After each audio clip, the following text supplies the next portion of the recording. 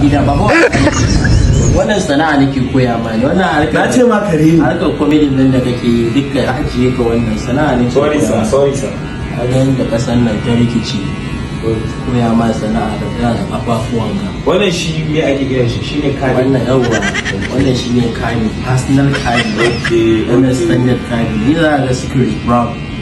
ana ɗaya amma kai baka ganin ba gwara amma afro ba ya kai mutum ya zo ya kwastomomi sorry sir ka je kawai na baka certification na sati biyu kawai ka je kawai na baka ka ci gaba da haushi sorry sir na ba za ki wallahi ina son ku yi sana'a wallahi kawai ka je kawai ba sa su ba sa kawai ka je kawai da ke kawai sai Allah ka ba last opportunity ba zan ba alfarma gaskiya ba wani alfarma da zan ma kawai ka je kawai